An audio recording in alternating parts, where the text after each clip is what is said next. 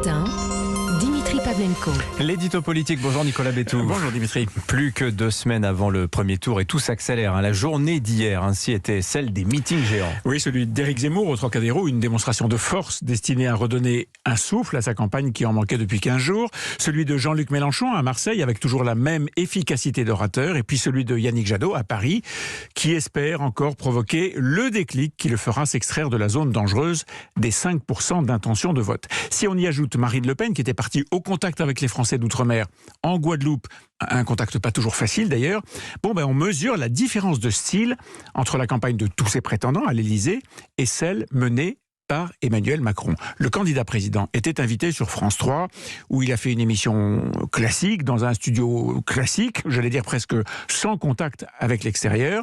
Or, il ne reste que 12 jours de campagne officielle et on sent que le président sortant a toujours du mal à entrer de plein pied dans ce moment politique. Alors évidemment, c'est en grande partie à cause de la guerre en Ukraine. Naturellement, oui, cette crise accapare largement son agenda et son temps de cerveau disponible, comme on dit. Son entourage le décrit comme un homme préoccupé, portant un poids considérable sur les épaules et par-dessus tout quelqu'un de fatigué, dormant très peu, ayant parfois à peine le temps de se restaurer.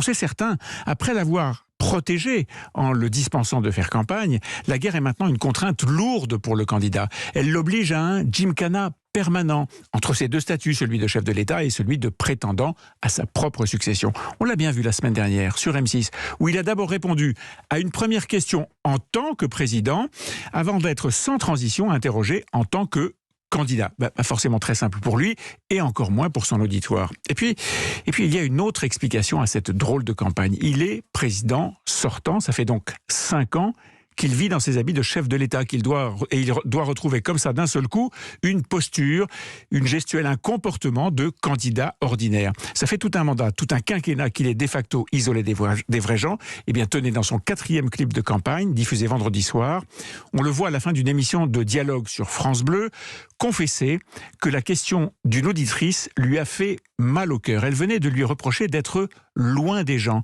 Et il ajoute, avec une grimace, on sent qu'il est touché, ce qu'elle dit est très juste, je l'ai entendu en plein d'endroits. C'est ça son principal défi de candidat aujourd'hui, se rapprocher des gens comme le font ses concurrents, ça, et puis bien sûr leur montrer de l'enthousiasme, un désir de campagne. Alors justement, un meeting géant est programmé samedi prochain. Oui, dans la plus grande salle de sport et de spectacle de la région parisienne, près de 30 000 places assises. Nul doute qu'il sera embarqué, cette salle, mais là aussi, la dualité du président et du candidat aura de l'influence sur la tonalité du discours. Pour lui, plus que pour les autres candidats, impossible de faire abstraction de l'ambiance de guerre, impossible d'être uniquement sur le registre de l'enthousiasme en occultant le drame ukrainien. Avec cette question, qui reste pour l'instant sans solution pour le camp Macron, comment, bien sûr ailleurs que dans une salle de meeting, comment dynamiser son électorat quand on n'est pas soi-même totalement tourné vers la conquête d'un second mandat? Comment faire voter ses partisans quand le match paraît gagné d'avance?